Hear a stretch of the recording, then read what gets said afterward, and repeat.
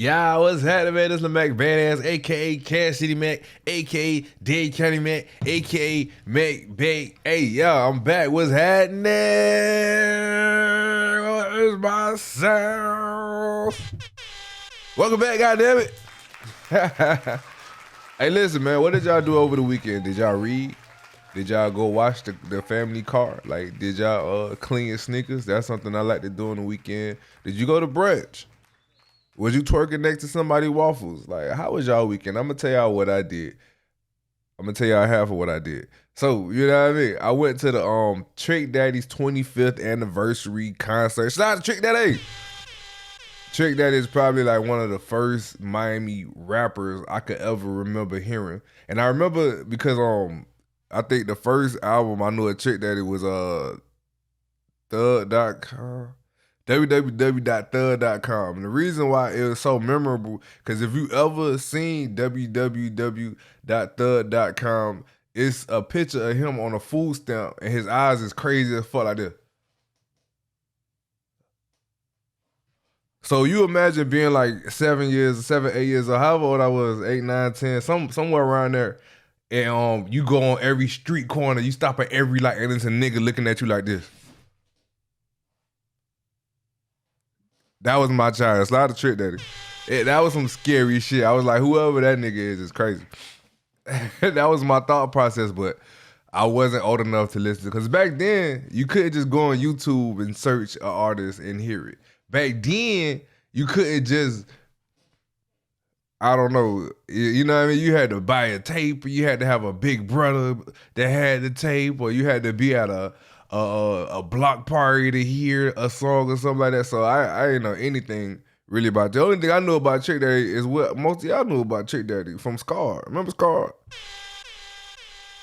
Yeah. But anyways, I'm going to go through the concert. I'm going to tell y'all what I took away, what I liked, what I didn't like, maybe what happened, and yeah, all that good shit. Take a sip of the coffee real quick.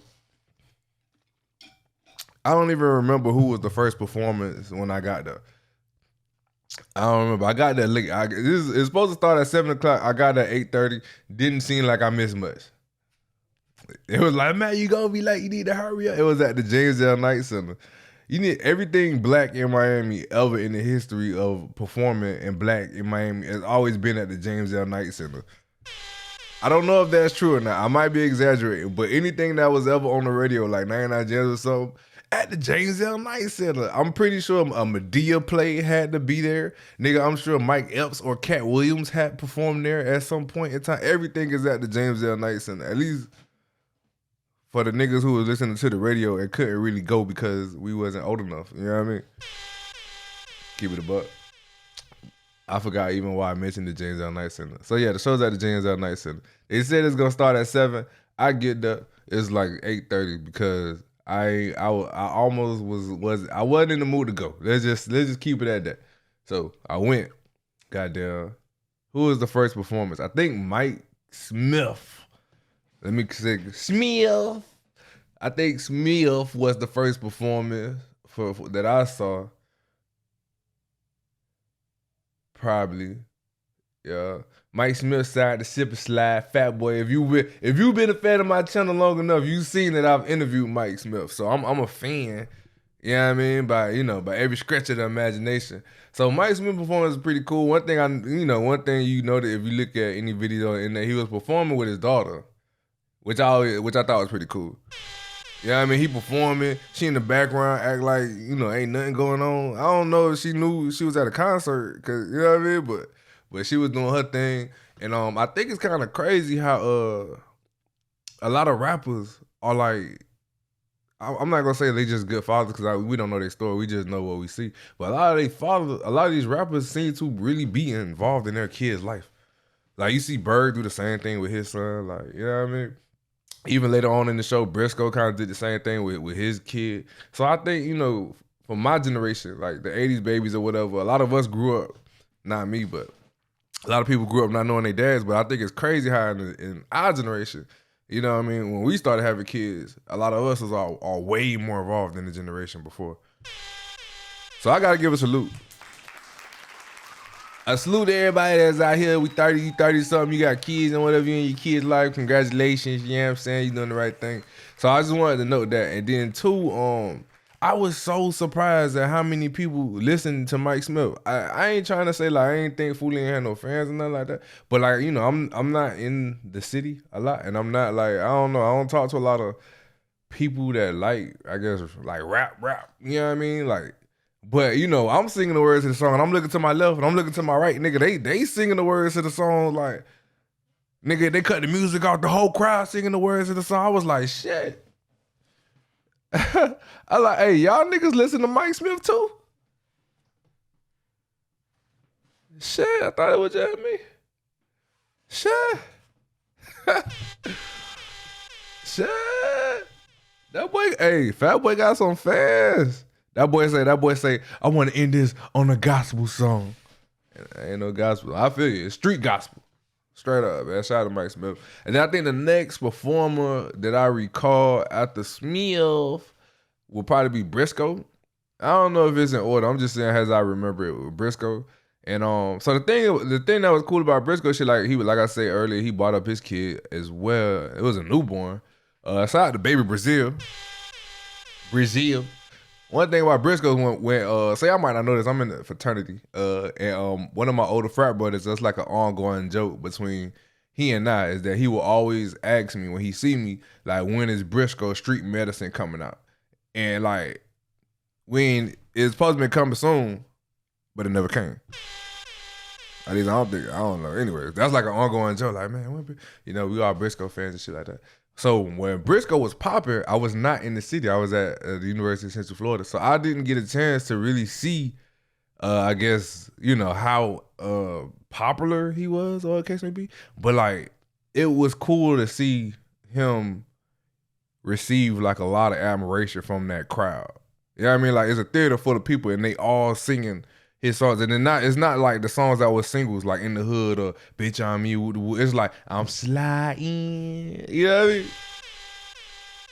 It's like that shit. It's like if you ain't go to the office, you ain't never heard this song. If you wasn't at Take One, you ain't never heard this song before type shit. And I thought that was cool, yeah, man. So Briz did his thing. And mind you, these people that I'm speaking on so far is early in the show. They kind of rushing through their set because we late, right? So we not getting, you know, 8 Brisco songs or 8 Smiff songs. We might get like 3 or 4. And they moving through it. I don't know. Because they late, right? Yeah, I guess. I say just let it rock. But hey, it's not my show. You know what I mean? So keep going. Let's see. I think next I can remember was the Poison Clan and JT Money, yo! Listen, y'all know I'm 35 years old, but in my head I'm like 47 or some shit like that. Like, that's before my time or whatever. But I listened to the Poison Clan on Apple Music like it just dropped yesterday, like real shit. You know what I mean? So it was dope. I don't know, cause when I was growing up, JT Money, he was from Miami, but it's like he was from Atlanta because you ain't really. This is from my personal experience. I don't fucking know. Like, you ain't really see him or really hear much about, like, with Trick Daddy was in every club ever in the history before I can go to the club. Trick Daddy, come in, it's on live. It wasn't like that with JT Money. Like, you didn't hear about him a lot. Or have the opportunity. It's just my experience. Or have the opportunity. Even as an adult, I ain't really had too many opportunities to see him perform.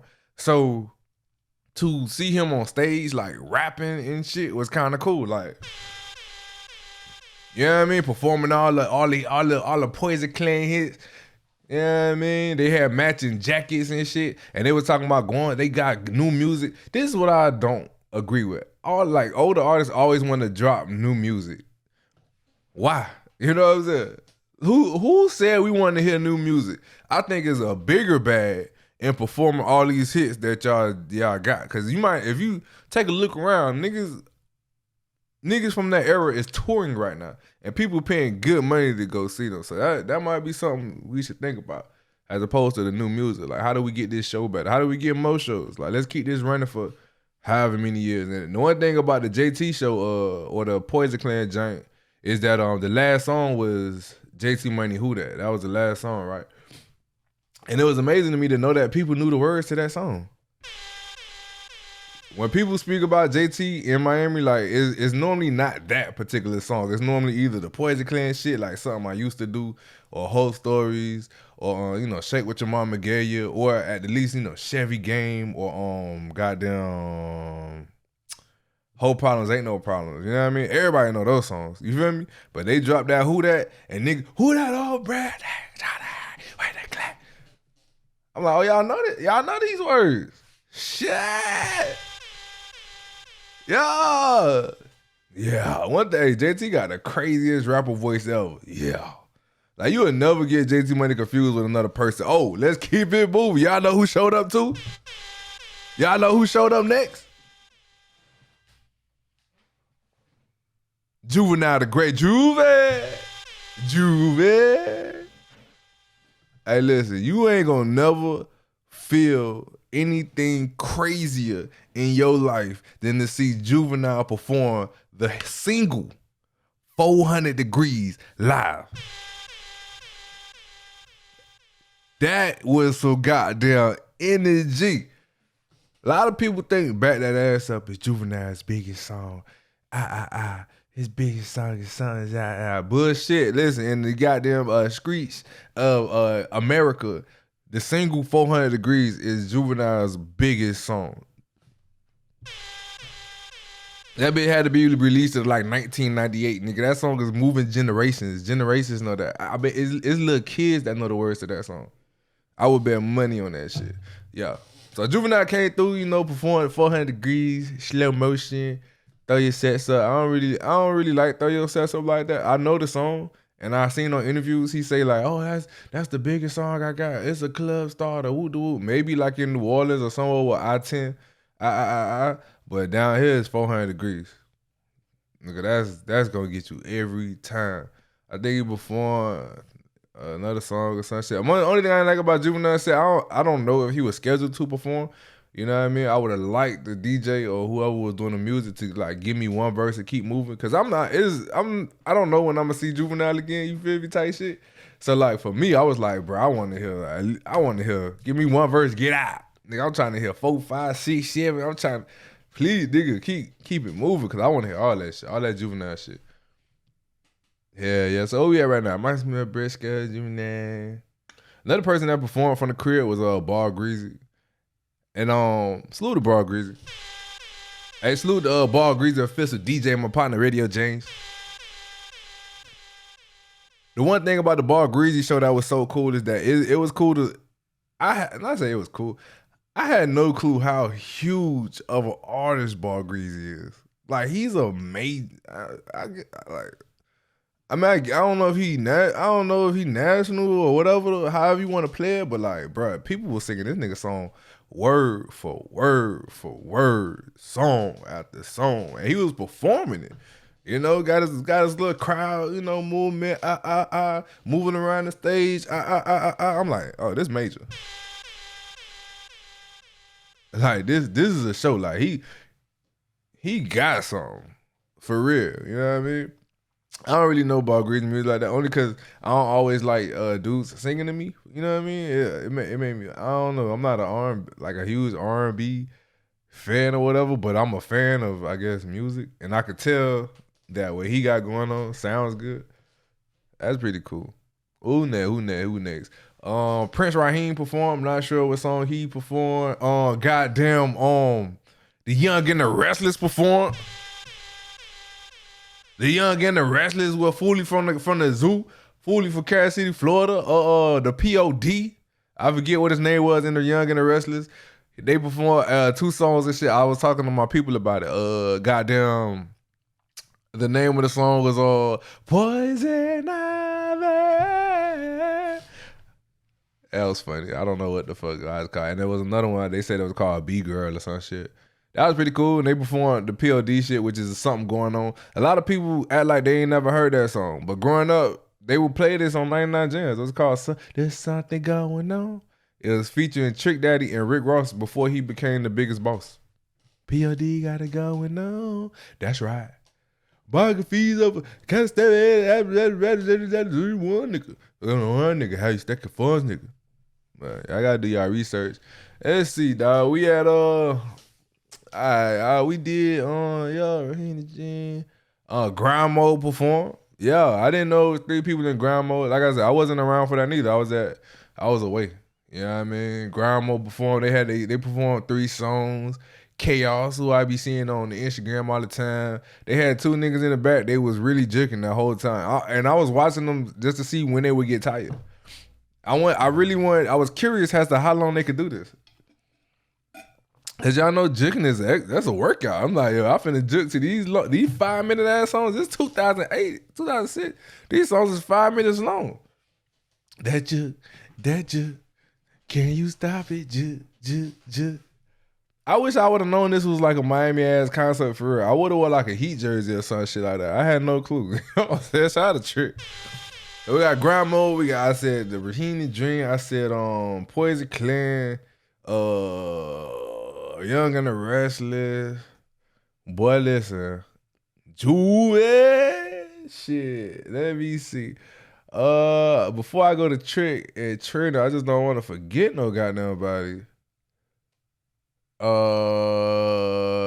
else performed? Goddamn, what his name? Disco Rick performed. Ladies and gentlemen, welcome to KOD. Y'all might not, if y'all ain't from Miami, y'all know Disco Rick did wiggle, wiggle, wiggle, wiggle, wiggle. Disco Rick did a couple of, Your Mama's on crack rock. I really never liked that song. I thought that was so weird. Like, how? Y'all ever look at those old bass songs and shit? They be having like kids singing the hooks and shit. Go watch them videos. The kids be singing the hooks and twerking and shit. Well, I guess if you want to call it twerking or popping or whatever the fuck, they gyrating in the song, in the videos. The 90s was wild. The 90s was a wild place. Watch that shit. Yeah, Disco Rick. I think Disco Rick owns G5 or something like that. Or he's very involved. But I do know all the goddamn advertisements for KOD was him. If you driving home from the club shit, hey, bring him in, Disco. Walk on the King of Diamonds, KOD. You know what I'm saying? That nigga voice is unforgettable. Projection, you know what I mean? It's out there. Yeah, man, I don't know. I hope I don't forget nobody. So it's just gonna be, you know what I mean? Only thing they was missing, if they could have got Anquinette. This is who I wish they could have got. They could have got Anquinette. I want to hear Janet Reno because I got questions about that song Janet Reno. They could have got Jackie O because I want to hear Jackie O rap. They could have got Billion Berg. I get it. They might be beefing a little bit. I don't know. You know what I'm saying? I understand. They could have. It was a couple. Oh, Billy Blue performed. Hell yeah! Shout out to North Miami. Billy Blue's performing voice is totally different from his recording voice. You know what I mean? Like his recording voice is extremely like unique and I don't know. Just very unique. His rapping, I guess he got to project is a lot more, I guess, normal than I thought. You know what I mean? He performed, but he only did like 1 or 2 songs. He did 1 song. I don't know what song that was. I can't remember. Damn. I hope I don't forget nobody. We about to move forward. All right, anyways, so then the show is late, right? Show moving. Woo, woo, woo, woo. Niggas is performing 2 songs. They got to get off. Then at some point, they like, Trina, come to the stage. It's Trina's turn. Y'all think Trina came to that stage? Whew. Hey, nope. Trina did not come there. At least not when they called her. It took like 30 more minutes. She came through. She did, I think like 2 songs. I don't know. She did like 2 songs. And then Trick came out. You know what I mean? Trick performed and brought people out that I was very excited. Like he brought out Jay Shin. I don't know if y'all remember Jay Shin. I ain't never, like I say, a lot of these people I heard of because I listened to the songs, but I ain't never seen them in actuality. I don't know what the fuck they look like. You know what I mean? So he performed the Hold On with Jay Shin. That was pretty cool. He performed Thug Holiday with, if I say her name incorrectly, I apologize. I want to say Latasha Scott. If I recall, it's the one of the singers from Escape. And she was there singing, and like at first you like, you don't know if she could sing, right? She's singing, you know, the beat playing, and then they cut the beat and she started ripping, yeah, shout, you know what I mean? Trick that, oh my God, and also Trick that he also performed Scar with Luke. You know what I mean? And the thing that's crazy, because growing up, you hear so much shit about Luke all the time. Like, you hear about Luke. Like, once again, I'm not older. It's not my generation. You know what I'm saying? But as an older person, you know, you see Luke as a, you know, a father, a member of the community, you know, football coach. You know what I mean? I've never been around to see Luke be a rapper. Like, I ain't, you know what I mean? All that, I never seen him be a music person. You know what I mean? This nigga Luke was up there with a Nike hat. Nigga, I'm like, nigga, are we in 97? Hey, your boy, I felt like it's 1997. Luke was out there, Trick Daddy in the house. I was like, yo. And then goddamn Trick start rapping Scarred and shit. And you know, yeah, I forget. That's not even Trick verse. I forget how Trick verse started, but I do know Trick stopped that shit. Trick say, boy, hey, boy, stop that shit. He's like, hey, boy, why you playing that shit so motherfucking fast? Shit that he going out of breath for that motherfucker, man. It was fast though. I feel like that's not how they originally recorded that song. Like, they recorded that song slower and then sped it up for real. And Trick rapped it a cappella, and you can hear the inflection in his voice, because you don't really hear Trick rap with a whole lot of variation. Like, when you listen to Scar, he like bang bang. Like, you never hear Trick do onomatopoeia ever. You know what I mean? Or I remember last year. If you listen to, you can't listen to no later Trick records and hear like all of this animation. You know what I mean? So he rapped the acapella, and that was pretty cool. Damn, it was another point I wanted to make. I said, Scott. Oh, shit, y'all boys. Hey, he also performed JLDD. And when they got the Kaya verse, it got a little disrespectful. And that's all I'm going to say, because I don't want no smoke. Goddamn. Side of TWD. Hey man, listen. If you did not attend that concert, you kind of missed one. I'm not gonna lie to you. I don't know if that shit ever gonna happen again in the history of Miami music, but like it was probably it probably was the best concert I've ever attended and been around and seen. And I'll tell you one more thing. Hey, the James L. Nice and the Mason got their money off that bar. You not gonna tell me black people ain't got money in the city of Miami, because that nigga, the bar was running for like 5 hours, from like 7 to 12, nigga. All the Hennessy sold out, all the wings, nigga, all the Coronas and Heinekens, dog. Listen, hey, a lot of money came through that building. I don't care what. Hey, don't let nobody lie to y'all, Trick. A lot of money came through that building. Oh God, but yeah, hey, if you missed it, I'm sorry you missed it. I was late. I missed a lot of it, but I saw a lot of it, and it was extremely entertaining. It was cool to see Miami artists get they vibe and they praise, and they, you know, to be in front of a large crowd that know they shit word for word. You know, it was cool to see all these older guys that I listen to that I ain't never really seen before. I don't know what Matt Baller and Uzi look like.